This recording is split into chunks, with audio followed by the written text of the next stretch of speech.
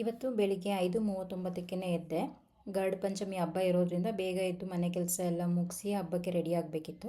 ಅಷ್ಟರಲ್ಲಾಗಲೇ ಅಮ್ಮ ಎದ್ದು ಎಲ್ಲ ಈಚೆ ಕಡೆ ಎಲ್ಲ ಗುಡಿಸಿ ಒರೆಸಿ ಕುಂಕುಮ ಇಡ್ತಾಯಿದ್ರು ಸ್ನಾನ ಮಾಡಿಕೊಂಡು. ಅವ್ರಿಗೆ ಯಾವಾಗ್ಲೂ ಬೇಡ ಅಂತಂದ್ರೂ ಕೇಳಲ್ಲ, ಅವ್ರು ಬೇಗ ಎದ್ದುಬಿಟ್ಟು ಎಲ್ಲ ಮಾಡ್ತಾರೆ. ಅವ್ರಿಗೆ ಅದು ಅಭ್ಯಾಸ ಆಗೋಗ್ಬಿಟ್ಟಿದೆ.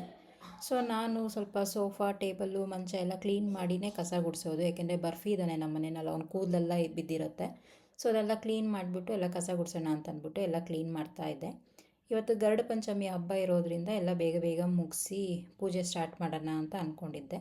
ಯಾಕೋ ಇವತ್ತು ತುಂಬ ಗಂಟಲೆಲ್ಲ ನೋವ್ತಾಯಿತ್ತು, ಒಣ ಕೆಮ್ಮು ಥರ ಇತ್ತು. ಅದಕ್ಕೆ ಸ್ವಲ್ಪ ಬೆಣ್ಣೆ ಬಿಸಿನೀರು ಕುಡಿದ್ರೆ ಹೋಗುತ್ತೆ ಅಂತ ಅಂದ್ಬಿಟ್ಟು ಅದನ್ನು ತೊಗೊಂಡೆ.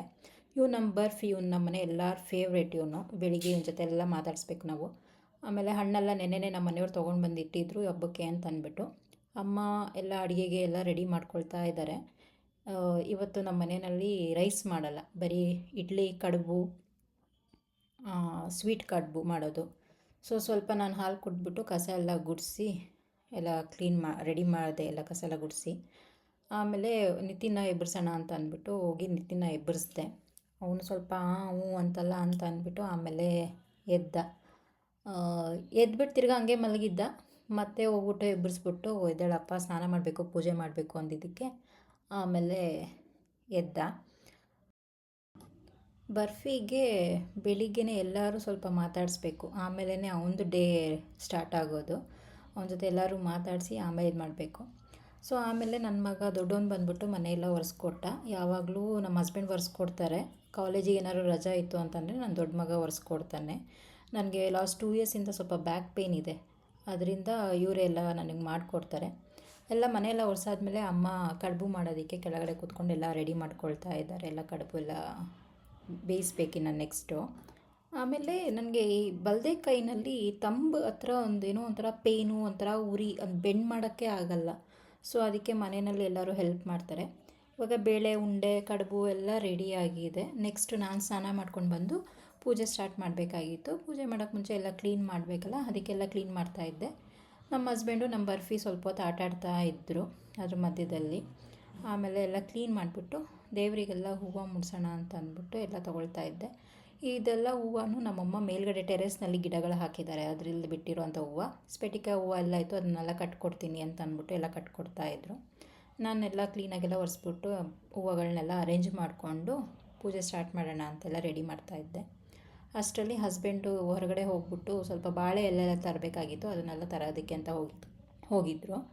ಅದಾದಮೇಲೆ ಮಕ್ಕಳು ಆಲ್ರೆಡಿ ಸ್ನಾನ ಮಾಡ್ಕೊಂಡ್ಬಿಟ್ಟು ಇಬ್ಬರೂ ಆಗಲೇ ಓದೋದಕ್ಕೆ ಕೂತ್ಕೊಂಡ್ಬಿಟ್ಟಿದ್ರು.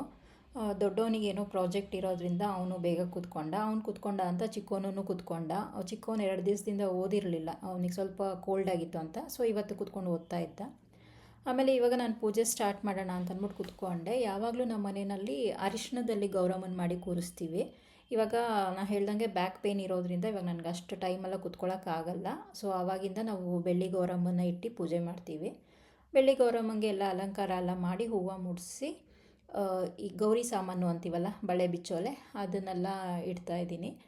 ಖಾಲಿ ಬಾಕ್ಸ್ ಇಡಬಾರ್ದು, ಅದಕ್ಕೆ ಅದರಲ್ಲಿ ಅರಿಶಿಣ ಕುಂಕುಮ ಎಲ್ಲ ಹಾಕಿ ಚೆನ್ನಾಗಿ ಅದರಲ್ಲಿ ತಟ್ಟೆನಲ್ಲೆಲ್ಲ ಜೋಡಿಸಿದೆ.